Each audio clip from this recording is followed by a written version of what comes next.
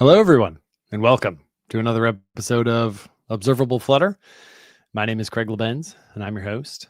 And today, we're going to work on something new and experimental, and I'm pretty excited about it. I just dipped my toe into this pond for the first time yesterday afternoon, so I'm going to be coming in with a beginner's mind and learning a bit about all of this, learning a bit about this with all of you. So I'm excited about that. Welcome, everybody, today. Let's cover the usual housekeeping here. Do recall, folks, that this is the Flutter community, and you know what that means. We're going to hold ourselves to a high standard of behavioral excellence. Okay. So what I am going to work on today is a code generator in Dart that doesn't use build runner.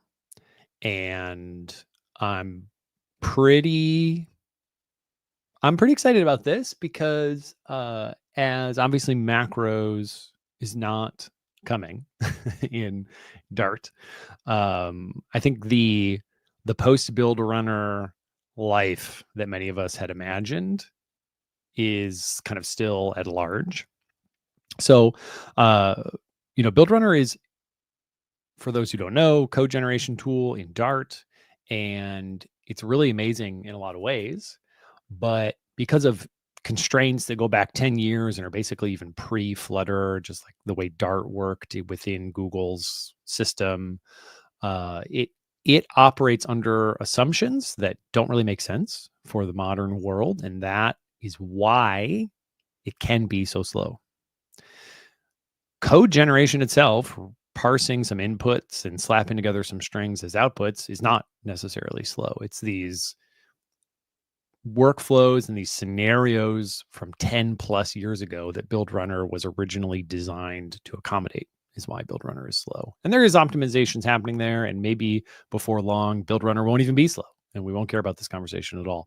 But I have long been interested in exploring code generation. Back in my old Python days, I did a lot of metaprogramming and code generation, and that all happens at runtime because Python has unlimited reflection and is truly a demented language in a lot of ways, which I say with love because I really abused all the ways in which Python was demented. But that's today's exploration. Can I just use the analyzer package to parse some Dart inputs and then use the code builder package to slap together some strings and emit some Dart outputs? So we'll see how far I get. Like I said, I did dip my toes in this yesterday evening, got to a kind of hello world state because I didn't really want to spend the whole hour doing that and making it look, harder than it is. So we'll see how far I actually get past that today. Yeah, hi folks. Hi Randall. Hi JP. Hi Arthur. Okay. Let me arrange my windows and we'll kick this off. So I need to go to the screen now, don't I? Okay. So I'm going to go into the Observable Flutter directory and create a new project here. Yeah. Okay. So actually, I want to use the Dart. I guess I'll use the very good CLI. I think that's a pretty good, which actually, I don't even remember. I'm just going to look this up. Dart, very good CLI. There we go. I probably have this installed, but let's get the latest version, which is the same command as installing any version. Love it. Thank you. And now I will run, very good create. And I want a Dart CLI. There we go. Very good. Create Dart CLI, and I'll call this analyzer exploration.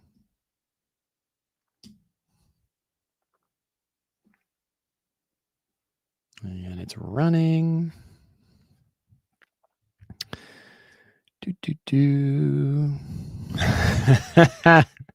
Invoke the Gemini CLI and ask it to make something with very good CLI. That's true. I could do that. I don't anticipate a lot of Gemini CLI in this example or in today's stream, because this is very much, now, of course, I could have still done what you just said. But today is very much about marinating in the analyzer package and in the code builder package and deeply understanding those before maybe eventually farming out the work to Gemini CLI. JP says, I want to learn about Flutter low-level things, but I couldn't, but I wasn't able to get those things online. So will I?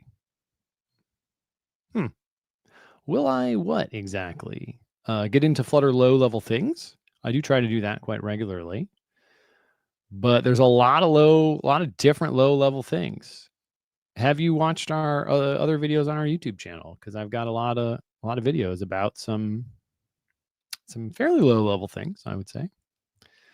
Bill asks, when is Flutter-based 3D game engine coming? Well, my recommendation for you is to not hold your breath, because you might pass out. I'm not sure that is ever coming, to be totally honest. Maybe. If Flutter is still a dominant UI toolkit 20 years from now, then it'll probably be a 3D game engine by then. But I wouldn't hold your breath. Okay, so I'm now going to launch in VS Code this package or this library I have just created, and we'll begin.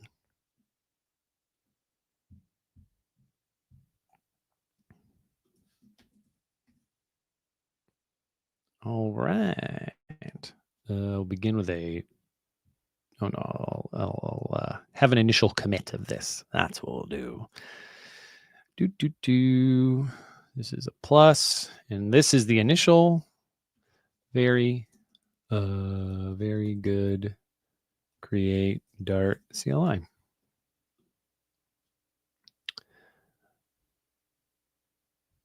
Oh, it didn't. Why didn't it grab these? Good sir. Please commit all the things.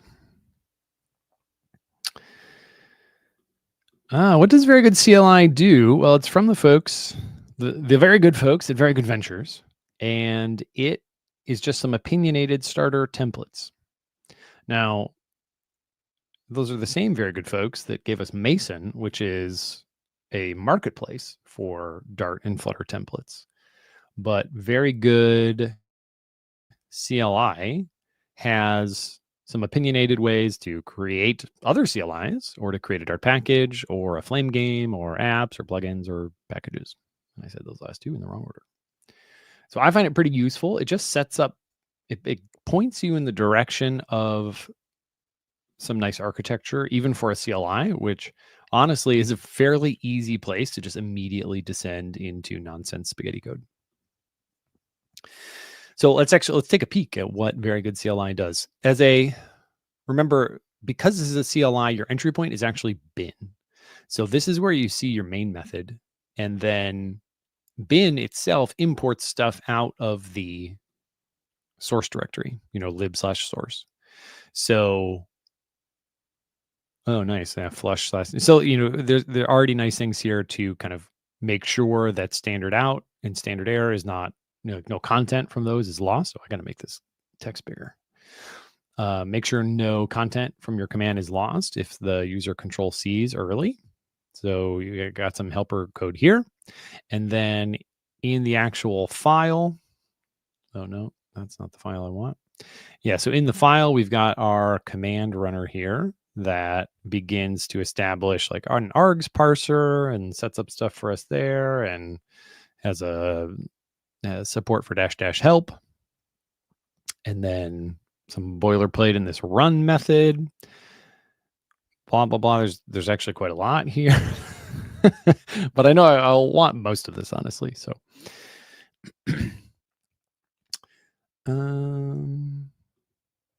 why aren't you using one of the apps you built in the last streams? That's a good question, and there isn't a good answer to that other than to convert to not using StreamYard. I have to remember before the stream to set aside time to experiment with the setup of going straight to YouTube. And gosh darn it, I just keep forgetting to do it. So this morning I was like, oh, another week where I'm not going to be ready to do that. So I'm a little embarrassed about that. Why is Flutter's material components half-baked and a lot behind the actual material design? Well, that's a fair question. I don't think I'd say half-baked, but the Flutter team puts a lot of effort into keeping up with material design. And despite that, material is just kind of always moving on its own. And Flutter has, some people working on this, but honestly, it's a really, really big project to maintain cadence with material. And then recently, and by recently, I mean like over the last handful of years, I think developer satisfaction with materials primacy within Flutter has taken a big nosedive. And so you may have heard about the upcoming effort to move material in Cupertino outside of the framework into standalone packages. And I think that's going to help a lot of things. First of all, it's going to make development on material in Cupertino a lot lighter. If if people who don't work at Google want to contribute to material in Flutter, the mental overhead, the the red tape, the just craziness of getting code to land in the main Flutter repository will be a lot like the headache will just be a lot reduced, so that the friction will be a lot lower to contribute to material in Flutter. So I think that will help it actually maintain pace better with the actual design language's specifications. And then two, it's going to make core Flutter itself able to stand alone on its own without assuming the existence of material quite as much as it does today. The web has unstyled HTML elements, and the web would be a lot more annoying to build for. Even as someone who likes Bootstrap and Tailwind and all these CSS libraries, like I wouldn't want to start from those locations. They're great to bring in if I want them, but they would be awful starting locations that I could not opt out of very easily. So I think Flutter is solving some pretty big standing issues with this change, and I think it will positively affect the rate at which material keeps pace with Flutter's material implementation keeps pace with real material.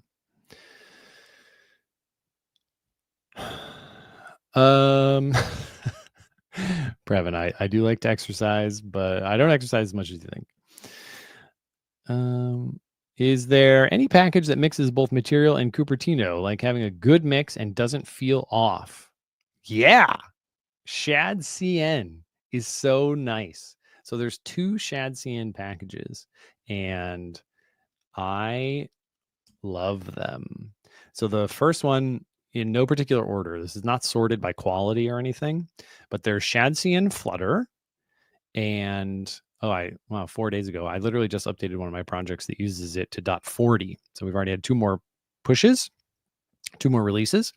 So Shadcn Flutter is really nice, got great documentation. Where is this repository?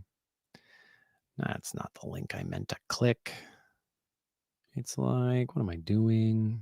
Where's the documentation? So this is also built with Flutter Web, which is kind of fun. And you just have really, really good documentation here. Tons of UI components with a not as ugly as unstyled HTML, but a similar level of just kind of clean, unopinionated representation. I actually got lost thinking I was waiting for something to load here, but I randomly clicked on linear progress. So that's funny. But lots of different widgets here, and I think it's quite clear that this is just nice. So that's one of them, Flutter, Shadcn Flutter, and then the other one is Shadcn UI, I believe. And I'll put Dart in front of that. Yeah, there we go. Shadcn UI. This also has very good documentation. I guess a little more usage. They're both being updated extremely regularly. And if we go down to the documentation here, we'll see, again, an enormous catalog of widgets from which to choose, and they're similarly wonderful. And they all come from the Shadcn, like, the official JavaScript library. Yeah, Shadcn is everywhere, as it should be. So nice. Maybe one day it'll take over so much that we're all tired of looking at it. But I'm not there yet. So this is like, I've been using this in all my projects. I really like it. Yeah, I would say that's my answer. All right, let's start doing some analyzer things. So first of all, we can talk a little conceptually. Actually, I think I want to write 2 pieces of Dart code first. What I expect to be my input and what I expect to be my output. And yeah, Flutter Universe, what are we doing today? A non-build runner based Dart code generator using the analyzer package. So I want to have some it's all Dart. Obviously you could input some YAML and output Dart, and like ServerPod does that. And, there's taking in non-Dart inputs is, I think, kind of straightforward. Parsing YAML it is what it is. Parsing Dart, a lot harder because it's full grammar, it's full language, but that's what the analyzer package is for. So I want to have just kind of some class. And what I was thinking is I kind of only have slightly contrived examples for this. In some of my side development, I've been really wanting to get into generators and reduce some of the boilerplate that I write and make it a little less error prone. But I haven't really worked out exactly what I would do yet, because this has been aspirational thinking. So I want to kick the tires with something that is admittedly a little contrived, and then kind of spend more time in the next few weeks thinking about non-contrived versions where I might actually apply that. So I'm going to create a file. I don't even think it has to be in the source directory, because this is, no, I guess I will put it in the source directory. Another thing that'll be awkward about this example is that my CLI and the code that I'm decorating are all together. But an actual version of this, you would release as a standalone thing, and it would analyze other code as opposed to like analyzing itself. But I digress. So I'm going to make a new file in here, and I guess I'll just call this example .dart. I don't know. And yeah, let's begin. So if you've ever used freeze or built value or any of these things, you're familiar with a decorator in Dart, which is not as powerful as it is in some other languages, because again, Dart doesn't have runtime reflection, and Dart is totally statically typed and all this stuff. But Randall is saying climb 11 stairs to get from the underground layer to the ground level. Well, we all do what we can, Randall. So, I totally lost my train of thought. Oh yeah, decorators. So if you're using freeze, for example, you're familiar with kind of doing this, and then you start writing your class, sealed my freeze class, whatever, blah, blah, blah, blah, blah. So what is that freezed thing? And it's actually just its own class, and it always has to have a const constructor. And then beyond that, it is not, there's like no methods or anything to it, but you can have data on it, and it's just a class. So I'm going to make a new class called maybe annotation, which is not a great name. And I would actually give this a pointed name in a real code generator I was running, but it'll get us up and running. And it has to have a const constructor. And this is something that we can put on another class to opt that class into our code generation. And we can have fields to kind of tinker with and control the output. So now let's talk about the kind of code that I want to write. I want to write something like annotation, and then a class. And the example I'm going to go with here is a data repository is what I'm going to output. And the actual data class that the data repository operates on is the kind of input, the annotated class. So here I'll data, and this will have its own stuff. So maybe it has like this .id, whatever. The constructor actually here doesn't matter, but it is going to have an ID field. And what are you actually mad about? I've already written bad code. Can't define a kind with non-final fields, of course. I think this is honestly probably enough for our toy example. And now this is the code that I want it to spit out. So let's say there's this abstract. I don't even know if I'm going to need this abstract class because, again, I'm generating this whole thing. That will define the contract. But just for a second, we'll say, actually, I don't even think it's going to matter. Yeah, I'll just say class data repository. See, without code generation, I always use a generic for stuff like this. So I want to explore what I can do really leaning into code generation. So the things that I want this to have are like, first of all, oh yeah, again, okay. So in the past, I've used a data type here, and I can't even guarantee that it has an ID method. So I'll have another method called get ID, but we don't have to do that. So let's just get some real simple stuff going here, like a little internal memory cache. That's going to be a map of strings to data objects, and then a get. Let's have a get method that's going to return a nullable data. Get by ID, we'll call it, I guess. And this is going to take a string. Oh, and it's going to return then cache / add ID index. And then let's have a save or put or something. What should we call this? This is going to return void. And maybe we'll say, yeah, we'll just call it save. And this is going to take a data object. And it's going to put it in the cache. So you can imagine having lots of these functions. Maybe it makes network requests to your, oh yeah, I'm seeing comments about the stream quality and whatnot. That's why I don't want to use StreamYard. I totally agree. It's really annoying. The bit rate isn't very high, and then they also have a frame refresh value on StreamYard, and it's a very low, or it's actually a very high value, and so there's a lot of time that has to pass before it accepts the fact that a pixel that changed from one frame to the next is actually a change. It's really quite annoying. Randall says you could create an abstract mixin and require that in your generic class. Yeah, so I've done a lot of stuff like that pre-code generation, where I might write something like, yeah, so I'll have an abstract class repository, and it takes a type.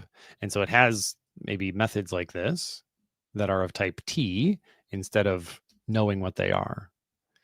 And then this can actually have implementations. So this becomes T, and this becomes T, and this is T. And that's all fine, except this object.id now becomes a problem. And so I'll basically have to inject some kind of a get by ID method. So now we need a constructor, and that takes this get ID, and get ID is a function that returns a string, and it is so a function that takes a T. It's like this, and that needs to be final, I guess. And really const actually doesn't make sense here. And so now then I can call get ID on object. So I've done stuff like this before, and then you can just instantiate a new data class. So in some actual code, you can say, oh no, sorry, you don't instantiate. You could instantiate if this isn't abstract, actually. Then you could say class or final data repo equals repository data. And then you do have to give it the get by ID function. So this would take a data object and it returns data.id. So now this data repo knows how to do all these methods. But when I write real data repositories that have lots and lots of methods and do lots of crazy things and handle caching and handle things like refreshing and blah, blah, blah, blah. Just you hit some limits here and you deal with some headaches. So I want to explore whether or not I like code generation better. So let's see if I can supply this and yield this. That's our quest. Also, I'm getting a dishwasher delivered today because my dishwasher broke. And they said they would arrive between California time, 10 a.m. and 11 a.m., which is between 34 minutes and an hour and 34 minutes from now. So at any point, dishwasher people may arrive and the stream will have to summarily end at that moment. So let's see how far we can get. Okay. So back in our commands. Oh yeah, okay. So how did this work again? So this calls the runner, and the runner has all these different, so sample command, update command, that's good stuff. I don't really want either of these commands. So I'm going to just maybe convert the sample command into what I want. I'm going to delete update command. So in commands, I'm going to delete the update file. And then sample command, I'm going to rename to generate command. We'll call it generate command. And back here, generate. And we have to give it like a name, I thought, right? Yeah, it's right there. Okay, so generate. There we go. And then we should get into the run. So let's, if our result cyan equals true. Oh, okay. All right. So let me just run this and see if it works. So we'll say bin. Nope. Dart bin main.dart. Dart bin analyzer exploration.dart. There we go. And now I'm going to pass this and generate. I think that will print some nonsense about a unicorn. It didn't. Did I run pubget? What's the problem? Update command isn't. Oh, because I have, I guess, literally analysis errors. Update command. Oh, yeah. Well, I deleted that. So go away. And I did it. Yeah, okay. And I'll get rid of this test. Sure. All right. Try again. Off to a hot start. I'm often off to a hot start on this here Observable Flutter show. There we go. Ooh, which unicorn has a cold? A tunicorn. Oh boy. And so then I guess cyan will make that cyan text. There we go. Great. All right. So we are in the generate command and it is time to work. So in my pub spec, I want to add the dependency of analyzer. And then I'm going to add the dependency of code builder.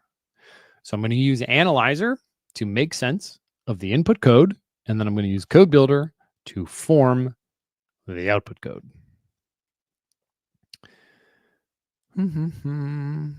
Oh, show suggestion here. I need to get Rody on to talk about signals. I think I told Rody that I would love to have him on to talk about signals forever ago, and then we both forgot about it. I'm starting to think I won't deal with RiverPod 3. Just pivot to signals. See the past 2 hump days. Whoa. Crazy. Okay. Interesting. All right, so I've got that going. That's great. So now in the generate command, Mason logger, what are you doing? What goes away when I... Interesting. Why wouldn't this just use the logging command? I don't know. I'm not going to worry about that for now. And instead, I'm going to add the analyzer package. Now, I had a pretty interesting conversation with some folks on the Dart language team. Actually, a singular folk on the Dart language team. And he was talking about the the language team's aversion to barrel files. And I thought it was pretty interesting. So I was like, on a video call with this guy, and I typed analyzer/analyzer, and I'm like, oh, whoa, this doesn't exist. And he says, yeah, we don't do barrel files because it explodes the amount of code that the language server, which is running the analyzer, it's a kind of funny little meta thing here, but it explodes the amount of code that the analyzer has to process. And if you have really big projects and tons of barrel files everywhere, then it can pretty dramatically diminish your IDE performance. It can explode the memory usage and kind of potentially compromise that keystroke level static analysis that we all know and love using Dart. So I don't know that I'm going to like pivot and swear off barrel files or anything, but I might not use them in my own projects quite so frequently. And I also asked, by the way, just a little aside, if you do import package flutter material.dart with the show command just for like the tokens that you want here, I said, does this help? And the answer was that it helps with IntelliSense. So all the other tokens in material.dart won't show up when I type a period and it's time for some IntelliSense, but the analyzer still has to analyze the entire package. And so it doesn't reduce your IDE performance. So that is a thing that I learned yesterday. Anyway, so we are not going to be importing analyzer/analyzer. I'm just looking over at my notes here, and we are going to import analyzer/Dart/results.dart. And then I'm also going to import analyzer Dart AST/AST. And that will get me, and then I'm going to need the path package as well. So let me add that. PubSpec, add a dependency, path. There we go.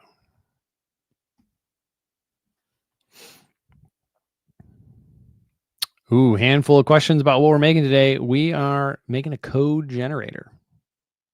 Non-build runner based code generation. Dart inputs, Dart outputs. And specifically, I want to be able to just write a simple little data class, and I want it to emit a very standardized whole data repository that I might use in my app. So that's the quest. Let me sort these by alphabeticalism. And in our run command, we can start to do something. So the first thing that we need to do, and this is all kind of documented, and I chatted with again folks on the language team to just kind of make sure I was thinking about everything correctly. But in the analyzer package, there's an example and there's a tutorial, and those will kind of help you get started.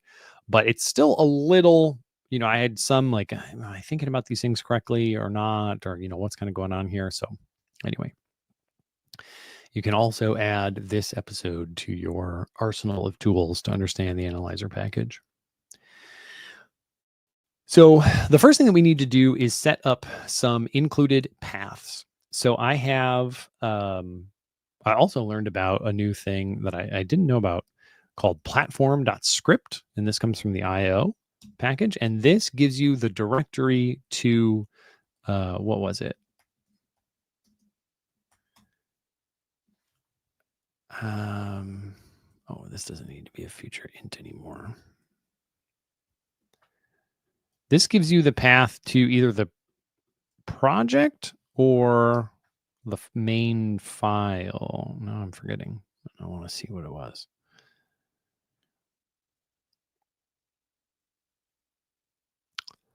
What is the problem?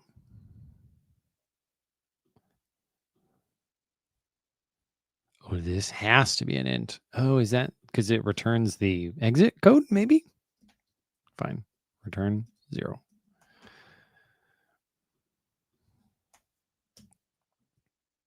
Well, the -- cyan flag doesn't really have a lot of power anymore. Okay, so, oh yeah, so this returns a file path to the entry point. Yeah, that's what it is. Okay. So then you can say .to file path. And this, I believe, will get rid of the file : / if I'm remembering right. So let's see how this goes. Not gonna lie, it feels actually pretty slow. Okay, yeah. So there we have something that we can use. So I'm going to point this as the. Oh, is there like script.parent? Is that a thing as well? Nope. Okay. So this is our looking at. Okay. What did I write yesterday? Path.dir name. What did this give me? I have to import path.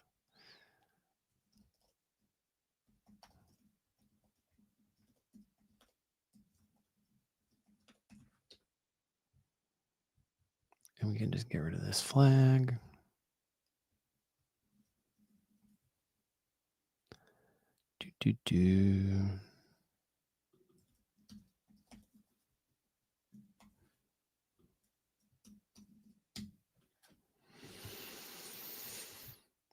Oh, I love you too, Win-Win. That's really kind of you to say. I appreciate that.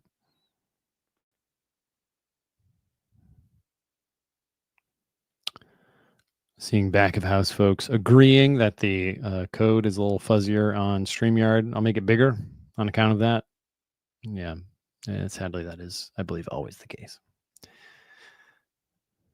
Okay, right. So here's bin. So, oh, right. This is the dir of a given file path. That's great. So let's get to our main directory. That's what we care about. Again, remember, this is a little awkward because this is like analyzing itself, but normally you'd write this to analyze some other project. So this part of connecting like the bin to the other directory is a little strange. So I'm going to create a directory off of the libdir. So this is the bin directory, actually. Yeah, lib is not correct. Actually, I can just wrap this in directory, can't we? And then we'll call this bin, and then we'll be, that's what we actually have. So now the bin.parent, oh, bin-dir, .parent, that takes us out of bin, and then we want to add lib. So now we say path.add. Oh, how do I combine paths again?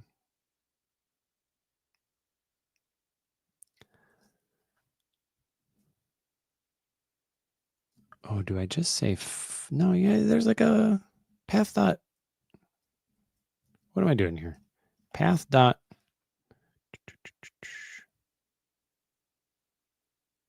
Join. There it is. Join all. Okay. So my parts here are going to be the bin-dir and dot absolute, I guess. Bin-dir.parent dot absolute. This is really, we're off to an exciting start. Now this should be giving us a string. So what's your problem here? Element type directory absolute path. What's the issue? Oh, absolute is. Oh, dot path. Goodness. I think I'd say absolute dot path. That's what it is. Great.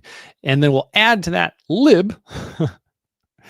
Fine. And then we'll make that a directory.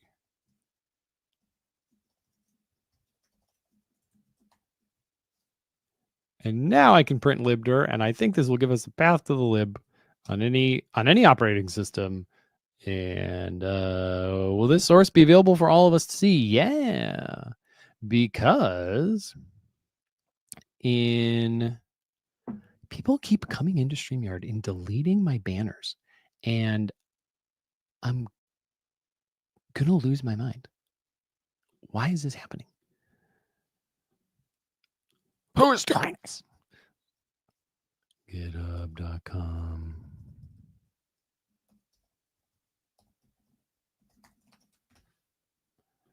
Because at this URL, I push all the code that I write on Observable Flutter. Now, I started this about 5 episodes ago. So sadly, the last 2.5 years of Observable Flutter content is not there. But the rest of it, henceforth, will be, including this. All right, so we have our path to the lib directory. That's great. And we can now begin to add code to our analyzer path. So the thing that we need to do now is create an analysis context collection. And I'll make this code bigger again. And we give that some paths for it to crawl. And it will walk the paths and like look at the children files and whatnot and all that stuff. So I'm going to do this, except I don't think that I even really need that. All right, what's your issue here? Okay, because I need to import that file. I didn't import that yesterday. Nope, I did. Interesting. Okay. So I'll do that. And now we have to give it, so it'll be a libdir.absolute path. That's good. And I did not do this resource provider thing, so I'm just going to delete that. And now we'll go back to the documentation. And there's this thing called a analysis context that comes off the analysis context collection. Why did the UI just shift? I don't know what just happened. There's this analysis context collection that we make is unsurprisingly, a holder for a bunch of contexts. And the thing that is worth knowing about contexts is that the analyzer package is not limited in scope to supporting code generation. It also supports the analyzer. And so it is able to handle like multiple open projects that you have on your computer. But when you're generating code, you're not worried about that. So our expectation is that this contexts list will always have one entry. So I'm going to, first of all, just codify that assumption. Excuse me. I'm going to codify that assumption with an assert that dot length equals 1. Totally expected one context. Okay, that's great. So now I can pull out the context from collection.contexts.first, and now we're back to our analysis stuff here. So the next thing that we do is say context.contextRoot analyzed files, and this starts to enumerate all of the files that it found. So I will basically do this whole thing here, including the filter with on.dart. And we have this. And now let's print the file path. We'll say we analyzed file path. And let's see what we get here. It's actually going to analyze, again, all this stuff in its own directory, again, because we're awkwardly coupling the existence of code, the generator itself with what it is analyzing and generating against, which is extremely atypical. But here we go. Generate. Looking at chat again. All right, so it analyzed a bunch of files, and those are indeed the files in our directory. So that's exciting. When you're writing a code generator, you certainly don't really want to specify the exact files that something is in. So the fact that I'm going to put what we care about in like a new folder here called data, I guess, and then I'll create a new file in this called models. I don't know, whatever. And this is where I'm going to define the annotation. No, I have, Example's in here. It should have analyzed example, right? Yeah, no, that's fine. I'm going to comment out this because this was just our self-guide for what I want to write and what I want to omit. Why can't I type? So this annotation exists, and I guess maybe I'll rename example to annotation. Annotation. All right, very simple. That's good. And I want to look for classes in any file.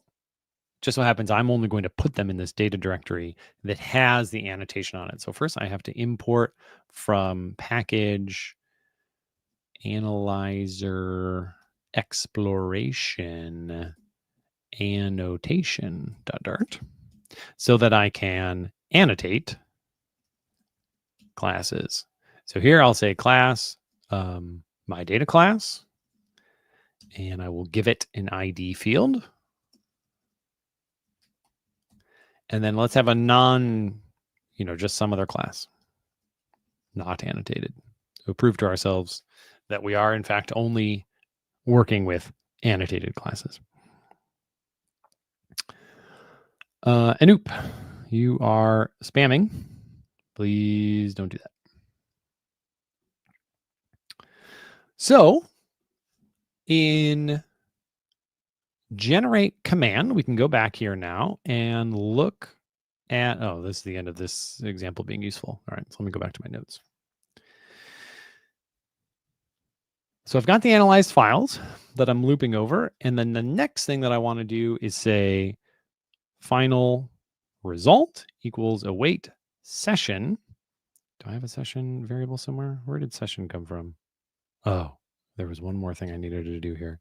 Final session equals context dot current session. And again, this current session stuff, current session implies future and past sessions. In a code generation universe, you don't have to worry about that. That is for when the analysis server is watching you as you're typing code. So we just have one session in our use case. So now I have this session, and I can say session.getResolvedUnit, and I'll pass that a file path, which is conveniently waiting for me right here. And this gives us a result. And now we can typecast that. We say if the result is a resolved unit result, then there is an attribute on that called a compilation unit. Final unit equals result.unit, and that is of type compilation unit. And then we can loop over the declarations on the unit. So we'll say for final declaration in unit.declarations. And now we are going to start seeing all the stuff in our Dart code. So I want to say if declaration is class declaration. Now I'm going to simply print declaration, and let's see what we got. Declaration. And I'm going to get rid of this other print so that we have, this all needs to be in that loop. Okay. And you can be final. So what we expect to see now are the names of all the classes in this entire project. And then in a second, we'll check which ones are annotated.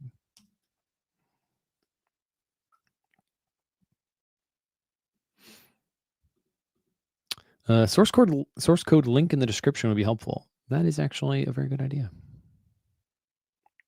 Yeah. I'm going to try to remember to add that in the future. It's all things. All right. So at first you found our annotation. Then there's a bunch, all the other classes, and you can see all this information about them. But we don't care about most of those. I guess I could have done like declaration.name, and then we would have just seen the names of them all. So I'll run that again, and then we'll also begin working on the next part. So to check whether or not something is annotated, we say for final annotation in the declaration dot metadata, and we can see here that metadata was a list of annotations. And now I'm not actually 100% sure if this is the desired way, but I know you can at least say if the annotation's name, which is just an identifier, so then we have to do name.name, which is funny, equals the value that we expect. And there's probably a less string matching thing for this. Now we can print, and I'm going to get rid of this one. Now we'll print declaration.name. And this time we should only see the class that we actually want to decorate. So from our previous invocation, we saw all the classes in our whole thing, and that included my data class. And now when I run it again, I expect to only see my data class.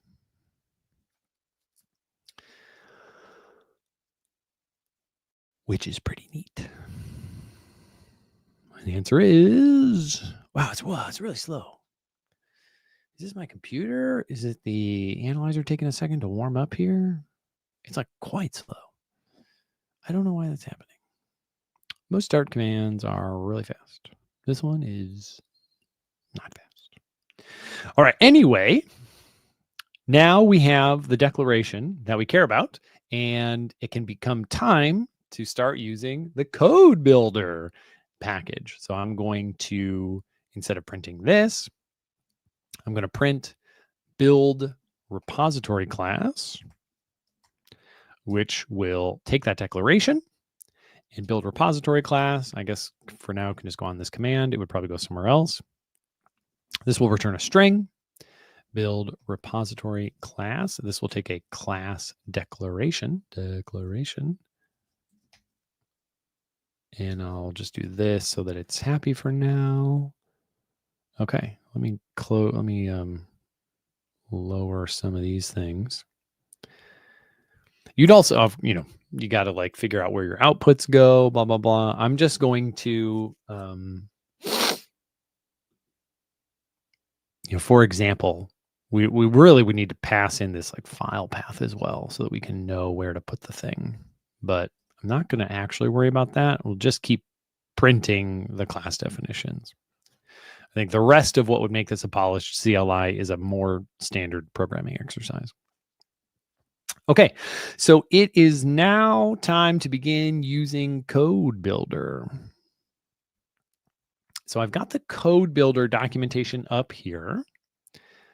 And let's give this a peek. So my initial assumption for how this was going to work was a much more awkward bit of just slapping strings together. But it turns out that it's way nicer than that.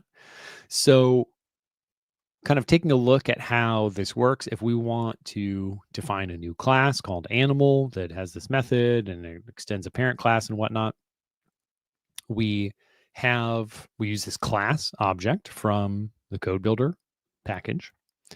And then it's a kind of almost a Java-ish builder design pattern here where we're incrementally building this thing up. And then we can add methods to it, and methods themselves have their own builders, and methods take parameters, and parameters have their own builders. And then in the end, you have this class object waiting for you. And there's even a way to immediately format it. So you don't have to just write a bunch of ugly code and then call like Dart format yourself. You can Dart format directly in here using the Dart style package. So this is what we're going to do. So let me close some of these other files. We don't need annotation anymore. We really don't need models. We don't need the entry point function. We are basically just here. But I will open PubSpec and make sure. So I added code builder. I don't think I added Dart style. Dependencies, Dart style. Cool. So now I can add code builder to this.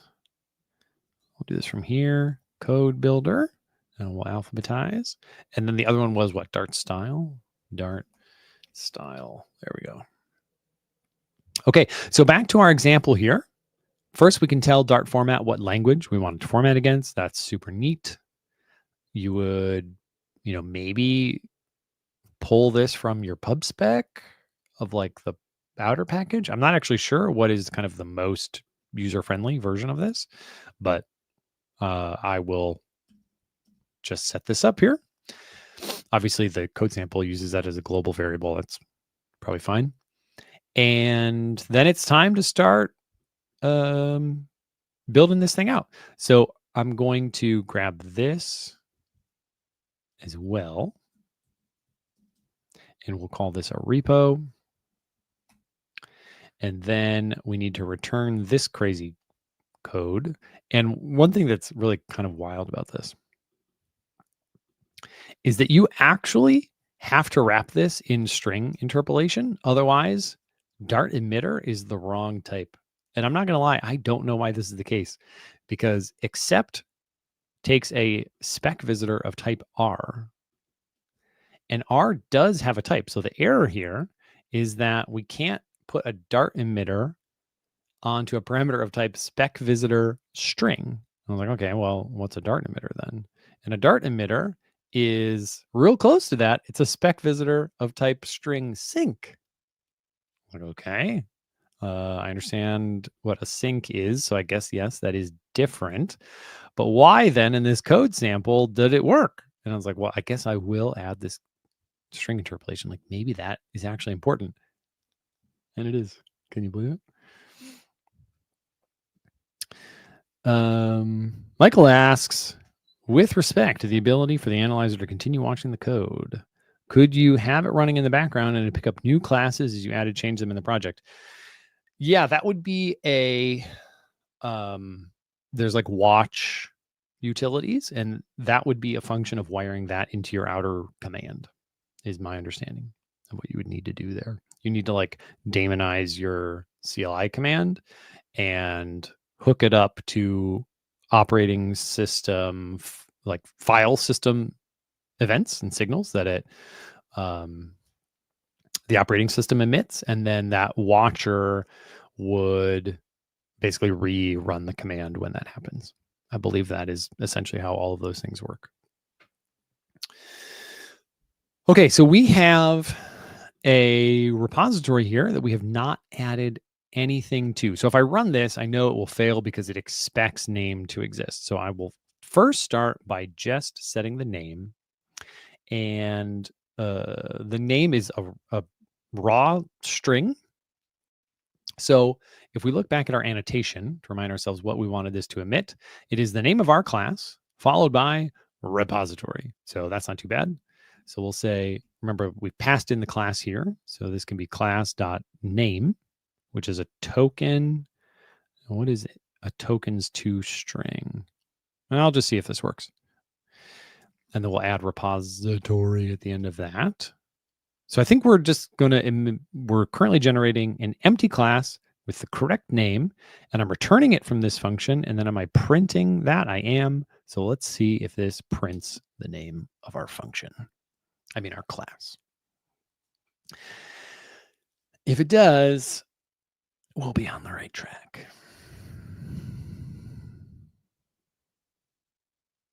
Wow, why is it so slow? This is crazy. Anyway, class, my data repository. There we go. I wonder where that time is going. Where does the analysis happen? Yeah, so in analyzed files. So let's say here, I'm just real curious. Oh no, get resolved unit. So that's the end. I don't know here. Let's say final start equals date time dot now. And then we'll also print starting to analyze file path. And then now that it's analyzed after the await, we can print analyzed after. So this can be start difference date datetime.now.milliseconds. Oh, that's not where that goes. Milliseconds. I just want to see, like, is it the analysis of each file? Is it taking Dart a while to start up? So nothing's printed yet. We're already like 5 seconds in.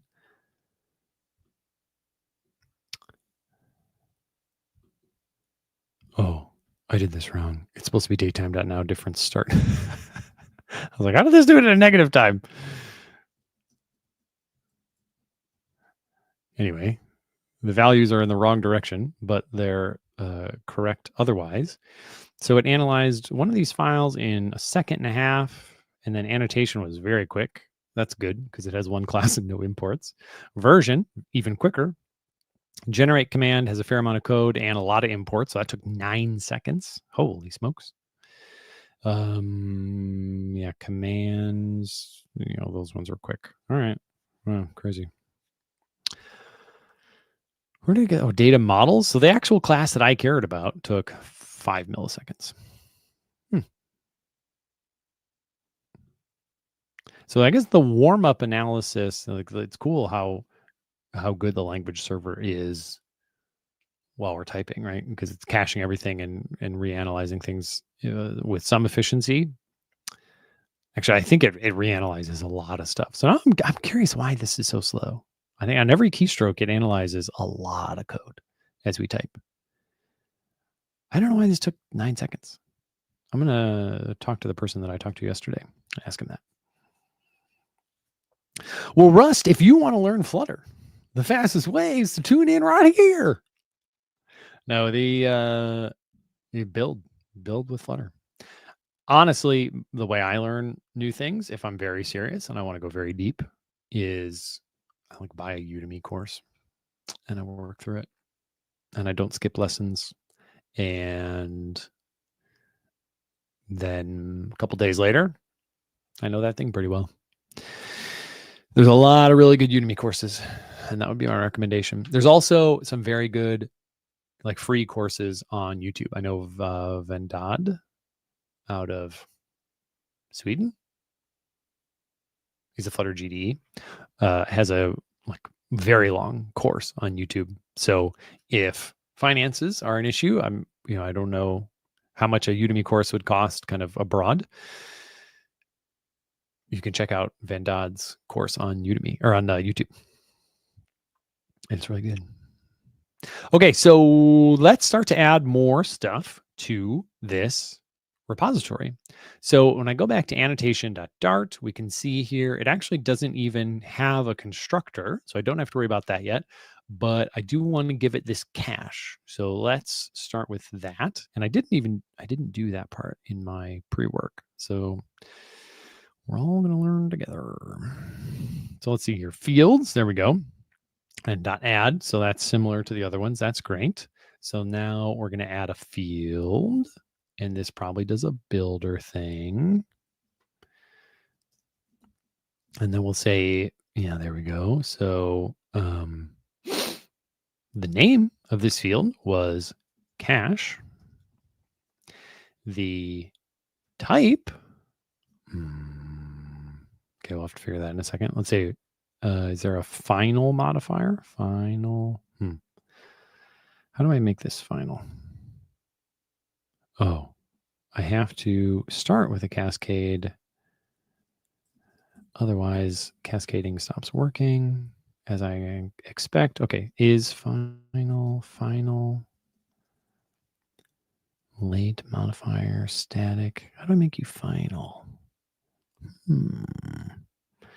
Docs, external. I don't care about that. Oh, modifier. Maybe modifiers are it. I'm surprised, though, that like static and late are here, but not final. Isn't that strange? Let's see what modifiers are. So modifier is a field modifier. What does that mean? Oh, there we go.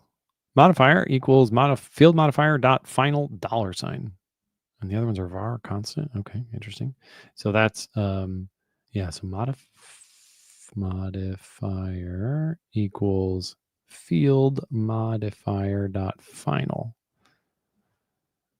All right. So this isn't going to have a type, but it should have a name. Let me just run this again. I'm going to get rid of these prints. We see that they're slow. I'm going to take that up with the language team later. All right, so I think we're going to get a class with a field, but I'll keep working while that cooks because we know it takes a really long time. So the next thing is I want to give this a type. Yeah, okay, there it is. So this reference thing is interesting, and we can see it in the code builder documentation.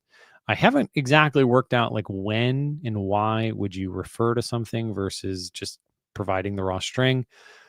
I kind of want to talk to the folks that made this library so I can understand better like what this difference is.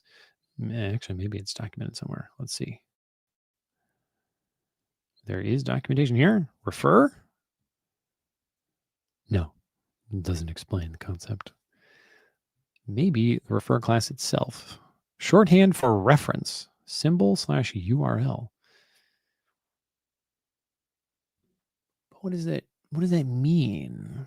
Like, I'm going to give it a bad. It's like ABC is not in scope.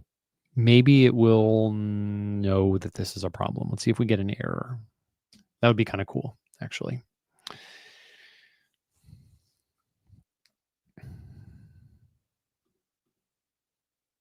Thank you. I'm in freshman year and I'm going to uni to be a CS major. Nice. Well, welcome to the CS field. It is fun. Well, I don't know why refer is a thing, given that it takes a symbol, but then the symbol can just be wrong. That's kind of funny. So anyway, let's say here, this should be a map. What did it was string data. So like, I just do this, I guess. And then I kind of, what I actually wrote, if we're going to nitpick, was just the initial value. So I do want to look at that as well. Try to get that correct.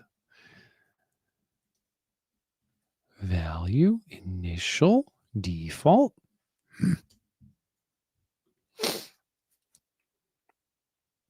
Okay, annotations, docs, assignment. That looks like what I want. So let's go back here and set assignment equals, and then what was assignment? Is code. Cool.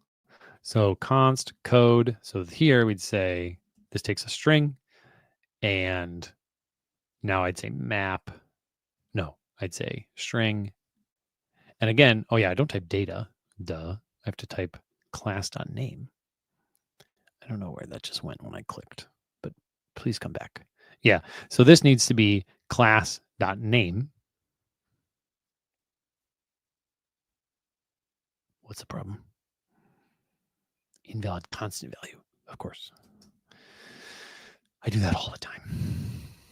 All right, let's get rid of this refer. Even though we can see down here in the output, it did print the right thing, but that wasn't the sample I set out for myself. So I think assignment should work pretty well.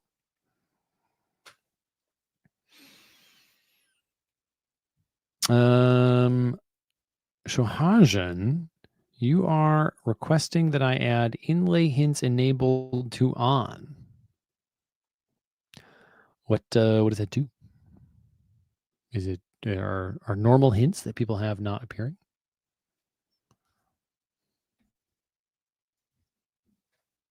Let's find out. Am I missing out on something? Sometimes I turn off things when I'm screen recording, and then I can leave those off, sometimes years at a time. So here's my Dart. Let's see. Do I have an inlay hint? No, I don't. Hint? Nope. All right. Well, let's find out what this does. So you're proposing editor.inlay hints.enabled with a value of on. Interesting. Let's see what changes. Oh, that. Oh, okay. I don't know if I. It's interesting. Yeah. So is this like a thing that I can accept? Like if I wanted this, yeah, to become real, it's like format here. Oh, no, this is just, that is a positional parameter. So there's nothing to change. It's just telling me the name of the positional parameter. All right. I'll leave this on for now. I don't know if I actually like it, but maybe I do. Oh man, it does make this line like a lot longer. I don't know if I like it. I'm not committing to leaving it on for the rest of the stream. Okay, so the class, the field, there we go. So now I need to add a method. And this is where we'll get another nested builder. Just like we added this field, we can add a method. So this will be down here, I believe.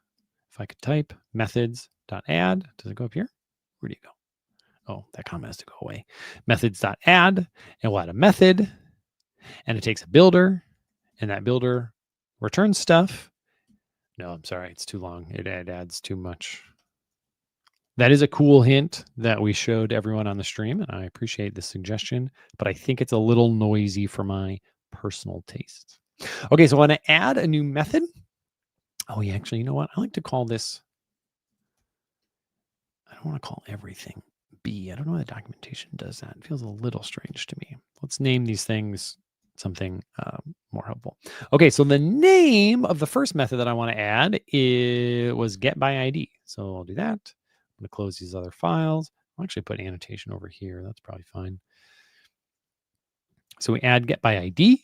That's a string. And then I'll add the next thing, which is the return type, returns. And this is a reference again. So refer, and this is going to return class.name. How do I get this to be just the raw string value? I can call to string, but that feels a little scary. I will call to string, I guess. Okay. So we've added get by ID. Oh, and it's a nullable string. I mean, it's a nullable data because we don't know if it exists. And now that we're in a string interpolation, I guess we don't need that. That's cool. Okay, now this takes a parameter, required parameters, and that is going to add a parameter, which takes a builder and returns. My other computer with my notes keeps going to sleep. It's like, sir, I do not want you to do that. All right, the name of this parameter is ID. And the type of that parameter is refer string. And we can, I believe, let's just get the body of this method in real quick. And then I think we'll see this complete. So we go back out to the method. In here, I'll say body equals code. And the code takes a string. And that is basically just straight out of what we wanted to write here. I'm just going to grab this fully. And I think this can be const. All right, let's try it. Let's run it.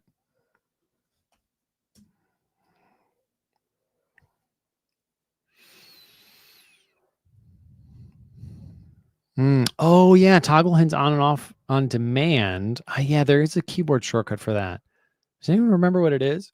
For a while, I was using that, and then I forgot about it.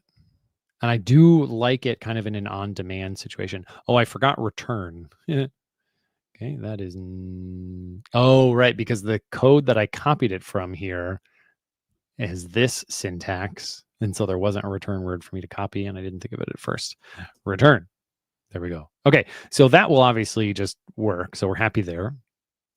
Don't need to run it again for the addition of the word return. Oh, command option. Oh, great. So command option. Not working, but it's possibly because I specified that it must be off. So let me get rid of you. Command option, no. Maybe I've overridden that with something else. You can use function instead of code. Interesting. I'm not familiar with function here. Is that? Let's look at that. Why are we not command clicking into this? Let's make hue get smaller. Let's go over here. Function. What file are we in here? Oh, we're in code. Okay. Let's look in the directory here. In specs, do we have function?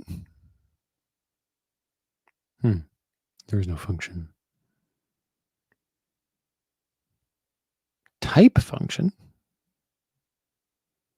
Is that? Maybe that's it. Function type.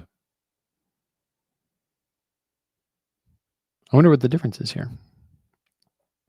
Yaroslav, are you familiar with this? Do you know I can use function instead of code, but do I want to? Does it help me in some way?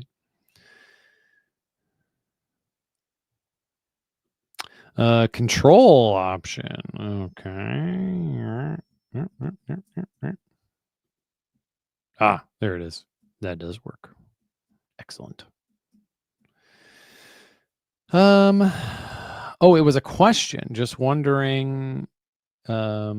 Make it like the sample code. Okay, yeah. Let's go back to the sample code here. So this, yeah, we've got a method here, and it's using code. So yeah, is there a function at some point? Code refer. And then, oh, wait, no, there was another file that I was on. Oh, yeah, this one.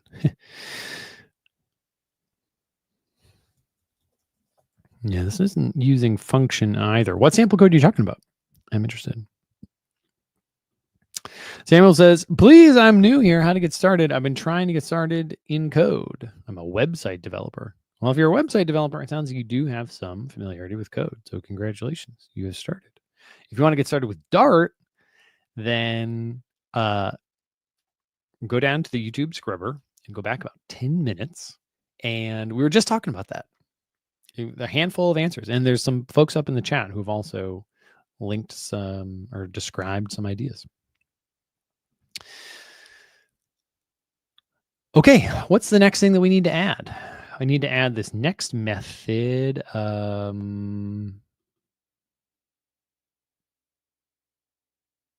this was, yeah. Okay, here we go. Save we need to add. So at the end of this, we'll say methods here. Methods, yeah. Okay, I could have done .add all, but I'm not going to bother with that. I think that would also maybe look a little less nice. This takes a builder. .name equals save. And then the return type returns equals refer void. And parameters, the required parameters, .add parameter takes a builder. I'm going to come back to the builder. If I can type. And then at the end of the parameters, we need the body, which is code. And that is going to return this. And it doesn't actually even need the return keyword this time. Okay, that's pretty good. This can be const again. And now we have to actually build this parameter out. And that is the name is object. And the type is refer to class dot name. And I will string interpolate it for